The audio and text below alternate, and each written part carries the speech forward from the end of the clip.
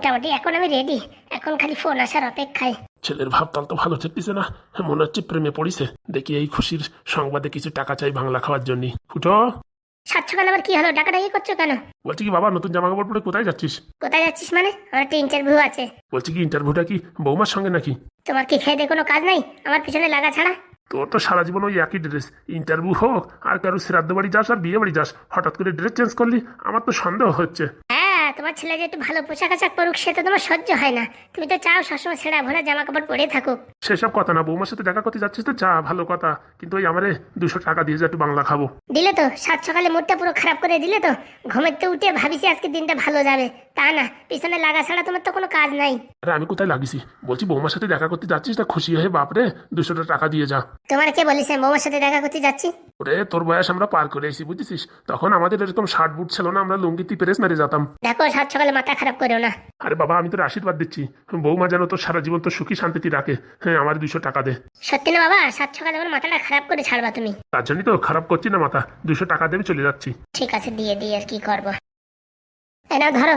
ভগবান তোর সব মনোকামনা পূর্ণ করুক। যে ছেলে বাবার প্রতি এত যত্ন রাখে তার তো মনোকামনা পূর্ণ হবেই হবে। হ্যাঁ, টাকা দিলি তো ভালো, না দিলি কালো। বাবা ফুটো, কোথায় যাচ্ছিস? করে খাওয়া দাওয়া করে যা। বৌমার সাথে দেখা করতে যাচ্ছে। ও মা, তাই নাকি? আরে না মা, বাবা সব আর কি মারছে, আর বলো না। ওরে আমি মাতাল হতে পারি কিন্তু আমি তালে ঠিক আছি, লোকের পোশাক আশাক দেখে বলে দিতে পারি ওর শরীরের ভাবভঙ্গি। আরে মা না, সত্যি আমি ইন্টারভিউ দিতে যাচ্ছি। মিছে করে গো নেই, মিছে করে আমি তোমার সাথে কিরকম দেখা করতে আসতাম, লুঙ্গিতে আয়রন মারে। হ্যাঁ এখন ছেলে দেখো জামা জমি সব পাল্টাই সেন্ট সুন্ট লাগাই যাচ্ছে। তা যাক না তো, কতদিন এরকম থাকবে? একটা বিয়ে থা করবে তো নাকি? আরে করুক না তো, আমাদের কি অসুবিধা, কিন্তু বললে একটু ভালো হয় না, আমি একটু টিপস দিতে পারি। হয়েছে, তোমার টিপস দেওয়ার দরকার নেই। কেন, আমি তোমার পটাই নেই? চুপ থাকো তো তুমি। হ্যালো, হ্যাঁ হ্যাঁ হ্যাঁ হ্যাঁ, আসছি আসছি আসছি। ও মা, আমি যাচ্ছি। যাচ্ছি বলতে নেই, আসছি বল। আসছি। আর বলছি বাবা আসার সময় বৌমার সঙ্গে করে নিয়ে আসিস, একটু আশীর্বাদ দিবানি প্রাণ খুলে। সত্যি ফুটো, তুই কি বৌমার সাথে দেখা করতে যাচ্ছিস? না মা, গেলি বল বাড়ি আম সত্য বানায় রাখিস, কটা পাঠাই দিতাম। আরে তোমরা যে কি বলো না, বাড়ির লোকজন জানলো কি করে আমি শেফালির সাথে দেখা করতে যাচ্ছি? বৌমারে নিয়ে আসলি, বৌমার থাকতে 500 টাকা নিয়ে সাদা 5টা বাংলা খাতাম। বলছি সত্যি কি ফুটো বৌমার সাথে দেখা করতে যাচ্ছে? 101%। তোমার কথাবার্তার কোনো গ্যারেন্টি নাই। বললাম না আমি মাতাল হতে পারি কিন্তু আমার তালে ঠিক আছে। ওর পোশাক আশাক, ওর সেন্ট পারফিউম দেখে আমি বুঝতে পারি যাচ্ছি ও কোথায় যাচ্ছে। আমার পুরোনো দিনের কথা মনে পড়ে যাচ্ছে। হয়েছে হয়েছে, অত নাটক না করে 200 টাকা দিয়ে বাজার করে নিয়ে আসো। মাথাটা তো খারাপ হয়ে গেছে নাকি? পাও ধরে ভিক্ষে চাই 200 টাকা পাইছি, কতদিন বাংলা খাইনি। হ্যাঁ আর তুই বলছিস বাজার করে নিয়ে আসতি? দাও টাকা দাও। হ্যাঁ কে গেনি, হ্যাঁ আমার টাকা নিয়ে গেলে যে। ঘরে চাল নাই ডাল নাই, ওই মদ খাবে, কত শখ। গেনিতে হ্যাঁ আমার 200 টাকা দে, আমার ছেলে দিয়ে গেছে আমার টাকা। কোনো টাকা হবে না, দুদিন মদ খা ছাড়িছে, এখন আবার মানে টাকা নিয়ে দৌড়চ্ছে। হ্যাঁ গেনি, বলছি টাকাটা আমাদের দিতে ছেলে, হ্যাঁ নিয়ে যাচ্ছিস কেন আমার টাকা? কি কাণ্ড হলো, হ্যাঁ ঘপত করে টাকাটা নিয়ে দৌড় দিল। এতক্ষণ কান্দাকাটি করে টাকা 200 পাইছি, তাও নিয়ে গেছে। আর কি বলবো, দোষ হচ্ছে আমার, হাতে নিয়ে নিয়ে দৌড়ে বেড়াচ্ছি, সবাই দেখাচ্ছি। হ্যাঁ আর কি করবো এখন, হ্যাঁ এখন কি করবো আমি? গেনি বলছি 100টা টাকা দাও, অন্তত 200 না দাও 100 তো দাও। কোনো টাকা হবে না, যাও। হে কি যন্ত্রণা, হ্যাঁ আমার টাকা নিয়ে গেল। গিন্নি ও গিন্নি, দেখ পড়া মুখো কানের কাছে ঘেঘে করলি কিন্তু একদম বেলুন দিয়ে বাড়ি দেবো। বলছি কি ওটা আমার দেশে, ফুটো আমার দেশে। দেশে বাজার করার জন্য? না না, বাংলা খাওয়ার জন্য দেশে। একটা কথা বলি কিন্তু তোর কপালে কিন্তু অনেক দুঃখ আছে। সুখী থাকতে ভূতি কি লয়, কেন যে দেখাতে গেলাম দেশে পট করে লুঙ্গির ভিতরে সারিয়ে নিতাম তা না। এখন কি করবো, এখন বাংলার বোতল ধুয়ে খাতেই হবে। সোনার হরিণ হাতে চলে গেল। বলছি ফুটো, আজকে না তোমার হেভি সুন্দর দেখাচ্ছে, তাই নাকি? হ্যাঁ, পুরো স্মার্ট স্মার্ট দেখাচ্ছে। আসলে ম্যাডাম আমরা গরিব ঘরের মানুষ তো, জীবনে কোনদিন এই শার্ট টাই প্যান্ট পরিনি, কিন্তু আজকে কেন যেন মনে হলো একটু পরে যাই, তাই পরে আসলাম। ভালোই করিস। বলছি কি, বিয়ে করার কথা কি ভাবলে? হ্যাঁ আমি তো রাজি, তুমি বলো করবা কিনা। হ্যাঁ আমিও রাজি। আজকে ভাবছি রাত্রিবেলা মা বাবার সাথে কথা বলে তোমার আর আমার ব্যাপারটা বলে ফেলবো। সর্বনাশ করিস রে। বলছি কি ফুটো, এই মাসটা ভালো মাস না বুঝছো, সামনের মাসে বিয়ের কথাবার্তা বললে হবে না। কেন, এই মাসে কি হয়েছে? এই মাস হচ্ছে পুরামুখো মাস, এই মাসে নাকি বিয়ের কথাবার্তা বললে নাকি বিবাহিত জীবন সুখীর হয় না। ঠিক আছে তাহলে পরের মাসে বলবানি। বলছি কি আমরা দর্জিপাড়া কার বাড়ি যাচ্ছি? একটা কাজ আছে, চলো। বিয়ে তো সামনে, ওই শাড়ি সেলাই করতে হবে, এর জন্য দর্জিপাড়ায় যাচ্ছি। ও চলো চলো। বলছি আবার কাউরি বলেনি তো আমরা দর্জিপাড়ায় যাচ্ছি? মাথা খারাপ, এইসব কথা বলা যায়? চলো চলো, ওই তো চলে আইছি। বলছি এটা আবার কার বাড়ি? বলছি কি বাবু তুমি এখানে একটু দাঁড়াও, আমি এই দর্জির সাথে একটু কথা বলে আসি। ও এটা দর্জি বাড়ি? ও বাবা, দর্জি বাড়ি হবে না তো কোন বাড়ি হবে? ঠিক আছে বাবু তুমি যাও, আমি এখানে বসে আছি। বলছি কি আমি আসবো? না না, তোমার আসার দরকার নেই, এখানে অনেক মাপঝোপের ব্যাপার আছে তো, তুমি এখানে বাইরে থাকো। ঠিক আছে। বলছি বাবু তাড়াতাড়ি এসো। এই তো আমার শোনাচ্ছেন, আমি যাবো আর আসবো। ঠিক আছে। কি করবো, একা একা ভাল লাগতেছে না, এখন কি করি? বলছি ফুটো এখানে কি করো তুমি? আরে ব্রাহ্মণ মশাই, আপনি এখানে? এই গ্রামে একটা অন্নপ্রাশন ছিল, সেই কাজে আসছিলাম, এখন বাড়ির দিক ফিরে যাচ্ছি। বলছি কি ব্রাহ্মণ মশাই, এই মাসে কোনো ভালো দিন আছে, বিয়ের দিন? কেন, বিয়ে করবা নাকি? ওই আর কি। হ্যাঁ, এই সামনে 16 তারিখে তো ভালো দিন, বিয়ের দিন। কেন, এটা বলে খাইপড়া মাস? আরে বাবা না, এই মাসই তো সবচেয়ে ভালো মাস বিয়ে করার জন্য। ও তাই নাকি? হ্যাঁ হ্যাঁ, যদি বলো বিয়ে করার জন্য তাহলে ওই দিনটা আমি ফাঁকা রাখবো, কিন্তু নয়তো অন্য কোথাও কাজ ধরে ফেলবো।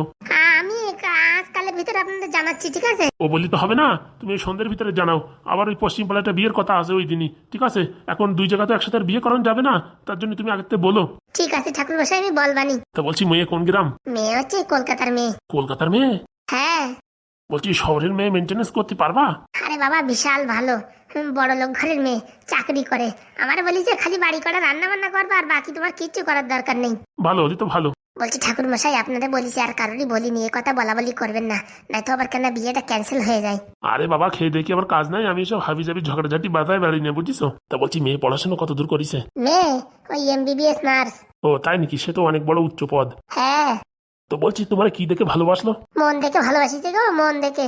ঠিক আছে, তাহলে আমি আসি। হ্যাঁ। আচ্ছা, কে মা তুমি? আমি ওই MLA বাবুর বাড়ি থেকে আসছি। MLA বাবুর বাড়ি থেকে কেন? আপনার ছেলে তো বিজয়। আগে হ্যাঁ। বলছি বিজয় এখন কোথায় থাকে? আমার সঙ্গে কোনো যোগাযোগ নেই। কি বলছো, একটা মাত্র ছেলে, তা আবার যোগাযোগ নেই? আর বলো না, সে অনেক বড় ঘটনা হয়ে গেছে, তারপর আর কোনো যোগাযোগ নেই আমার ছেলের সঙ্গে। বলছি কি আপনার ছেলে ওই MLA বাবুর মেয়েকে ভালোবাসতো না?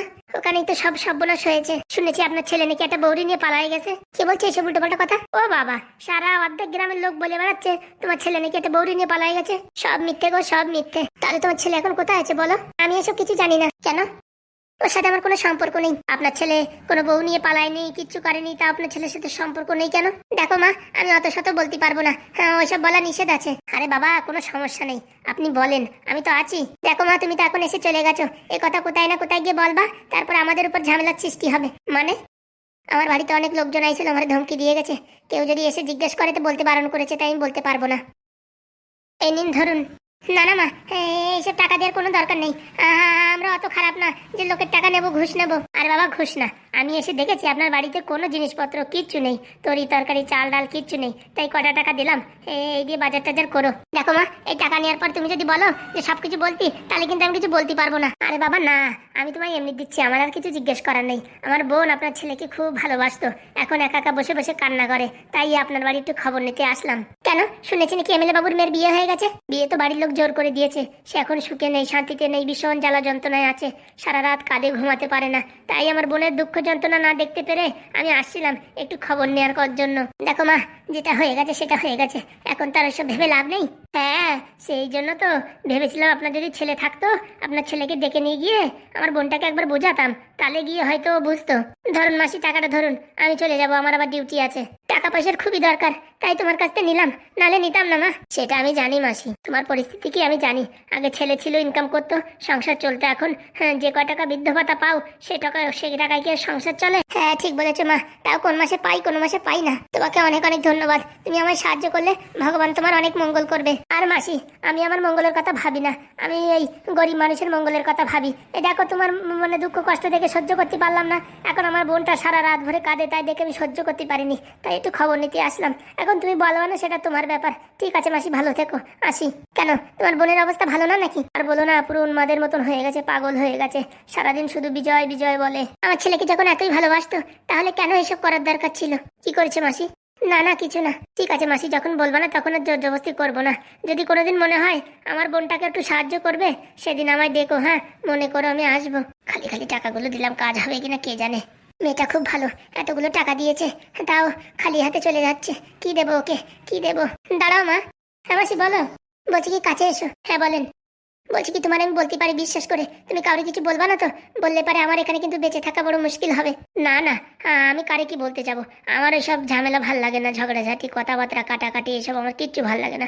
আমি খালি আমার বোনের দুঃখ যন্ত্রণা দেখে একবার আসছিলাম আপনার বাড়ি খবরটা নিতে। শোনো, তোমার আমি বলছি, কিন্তু এই কথা যেন মোটামুটি হাওয়াতেও পাস না হয়, নাহলে কিন্তু আমার এখানে থাকা হবে না। বলো মাসি।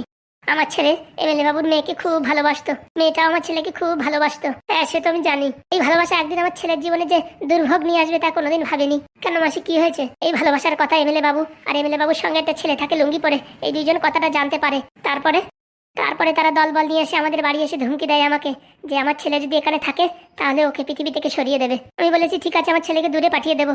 তা বলা সত্ত্বেও ওরা জোর করে আমার ছেলেকে ধরে নিয়ে গেছে। নিয়ে গিয়ে এমএলএ বাবুর মেয়ের বিয়ে হওয়া পর্যন্ত গোডাউনের ভিতরে 2 সপ্তাহ 3 সপ্তাহ গু মুত এর ভিতরে রাখিছে। কি কথা বলছেন?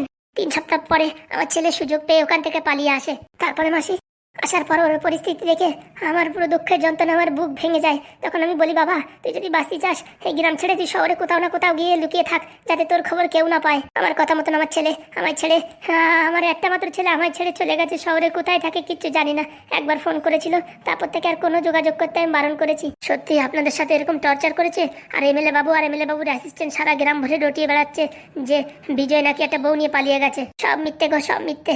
আমিও শুনেছি, কিন্তু চুপচাপ মুখ বুজে সহ্য করেছি, শুধুমাত্র ছেলের মঙ্গল কামনার জন্য। পরে ওরা আসছিল, বলেছে ছেলে যদি আসে খবর দাও, না হলে আমরা যদি ধরতে পারি পৃথিবী থেকে সরিয়ে দেবো। কিন্তু আমি জানি খবর দিলে আমার ছেলেকে ওরা রাখতো না, আমার ছেলেকে ওরা মেরে ফেলতো। তার জন্য আমি কিচ্ছু বলিনি। মাঝে মাঝে আসে ওই লুঙ্গি পরা মালটা খবর নিতে। আর আমার ছোট্ট একটা ফোন আছে, সেই ফোনে ওরা কি কি করে গেছে কে জানে। আমি যা কথাবার্তা বলি সব মানে রেকর্ডিং হয়। তার জন্য আমি একদিন কি করেছি, ওই এখান থেকে 5 কিলোমিটার দূরে একটা লোকের ফোন দিয়ে আমার ছেলের ফোন করে বলেছি এই ব্যাপার আমাদের ফোনে কি কি করে দিয়ে গেছে। তুই আমার ফোনে ফোন করবি না, যখন দরকার হবে তখন আমিই ফোন করব, তুই আমার কোনদিন ফোন করিস না। বাবা আপনার যে খুব দুঃখ মাসি, কি আর বলবো। একটা মাত্র ছেলে থাকা সত্ত্বেও এখন আমি নিঃস্ব। না পাচ্ছি ওর কাছে যেতে, না পাচ্ছি কথা বলতে, না পাচ্ছি চোখের এক দেখা দেখতে। শোনো মাসি, তুমি টেনশন করো না, তোমার ছেলের সাথে আমি দেখা করাবো। এটা কি সম্ভব? আমি শেফালি মাসি কথা দিয়ে যাচ্ছি, আপনার ছেলেকে আমি ফিরিয়ে দেবো। আর পৃথিবীর কোনো শক্তি নেই যে আপনার ছেলেকে কেউ কিছু বলবে। এটা কি হবে? হবে মানে তুমি দেখো শেফালি কি করতে পারে। তুমি আমার সঙ্গে যাবে শহরে, তোমার ছেলের সাথে আমি দেখা করায় নিয়ে আসবো। বলছি এ কথা যদি এমএলএ বাবু জানতে পারে, এমএলএ বাবু আমার চ্যাটও করতে পারবে না, বুঝতে পারিস? কি বলছো? আমার মাসি হচ্ছে এমএলএ বাবুর বউ। আমার মাসিকে ঘটনাটা যদি জানাই না, আমার মাসি ওই এমএলএ রক্ত চুষে খেয়ে নেবে। না মা, তোমাকে আমি বিশ্বাস করে বলেছি, তুমি কাউকে বলো না। আপনি কোনো চিন্তা করবেন না, আপনার ছেলেকে আমি ফিরিয়ে দেবই দেবো। আমার ছেলে যেন পড়াশোনা ভালো ছিল, টিউশনই পড়াতো, আর এতদিনে মনে চাকরিও পেয়ে যেত, কিন্তু ওরা আমার ছেলেটাকে শেষ করে দিল। চিন্তা করো না মাসি, আপনার ছেলেকে আমি ফিরিয়ে দেবো, আজকে কথা দিয়ে গেলাম। ঠিক আছে মা, তোমার উপর আমি ভরসা করেছি। শোনেন, আপনার কাছে ফোন নাম্বার আমি চাইবো না, আমি কাল বা পরশু আসবো সকাল সকাল, আপনি রেডি থাকবেন, ঠিক আছে? আমি এসে আপনাকে নিয়ে একদম শহরে গিয়ে আপনার ছেলের সঙ্গে দেখা সাক্ষাৎ করিয়ে দেবো। সত্যি বলছো মা তুমি? হ্যাঁ মাসি, সত্যি বলছি। ঠিক আছে, তোমার আমি সারা জীবন কৃতজ্ঞ থাকবো মা।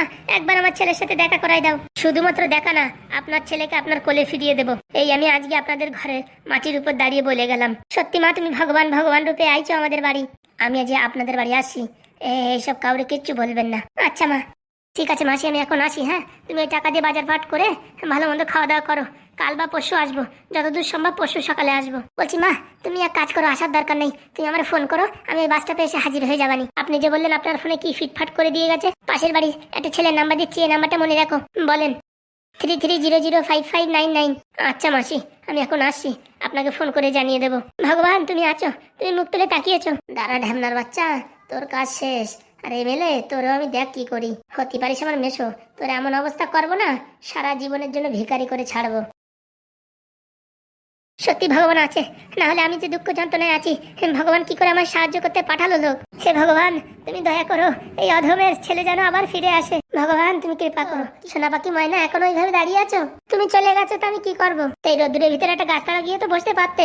না না, আমার অভ্যাস আছে, আগে সেন্টারিং কাজ করতাম না, সারাদিন দাঁড়াই থাকতাম, কোনো সমস্যা নেই। চলো, মাপঝোপ সব দেওয়া হয়ে গেছে, আবার একদিন আসতেই হবে, বুঝতে পারিস? তুমি যে সময় বলবা ফুটে সেই সময় হাজির, খালি আমার 2-4 ঘন্টা আগে বলবা। ওই এমএলএর অ্যাসিস্ট্যান্ট থাকে তো, ওই মেয়েটা বিরাট জ্বালায়, ওর কথা মতন না চললি পরে আবার মাস গেলি বেতন দেবে না। আর কদিন পরে আমাদের শুভ দৃষ্টি হবে, তারপরে বাস ওই এমএলএর কাজ ছেড়ে দিয়ে তুমি আমার সাথে থাকবা। আমি যে টাকা ইনকাম করবো তাই দিয়ে সংসার চলে যাবে, তুমি খালি বাড়ি বসে একটু রান্না বান্না করবা, আর কটা গরু কিনে দেবো, বুঝছো? আমি গরু পুষবো। ঠিক আছে চলো। কি হলো আবার? বলছে আমাদের গ্রামের এই ব্রাহ্মণ মশাই এখান থেকে যাচ্ছিল, তা আমি শুনলাম এই মাসে কোনো বিয়ের দিন তারিখ আছে নাকি। তা কি বলিছে? বলেছে এই মাসের 15 তারিখে ভালো সুন্দর দিন, ওই দিনই ভালো সুন্দর বিয়ে হবে। দেখো এখন বিয়ে তো মানুষ 10 বার করে না, একবার করবো, একটু জাঁকজমক করে করবো। তার জন্য এই যে কাপড় মাপড় সেলাই করতে সব এখানে দিয়ে যাবো, মাপঝোপ নিয়ে গেছি। এখন সকালের থেকে মোটামুটি লেহেঙ্গা কিনে এনে এখানে সেট করতে দিয়ে দেবো, তারপরে জামজুম করে বিয়ে করব। বলছি জাঁকজমক করে বিয়ে করবো, আমার কাছে তো অত টাকা পয়সা নেই। আমি তো আছি, তোমার 1 টাকাও খরচা করতে হবে না, তোমার ড্রেসও আমি কিনে দেবো। বলছি শেফালি তুমি এত ভালো, শুধু শুধু তোমার পিছনে আগে আমি লাগিয়েছি। হ্যাঁ আমি এটা পাগল, হ্যাঁ আমারে তুমি মারো। আরে বাবা না, আগে তো তোমার পরে আমিও রাগ করেছি, মানুষের ভুল ভ্রান্তি হতেই পারে। চলো বাড়ির দিকে চলো। হ্যাঁ চলো।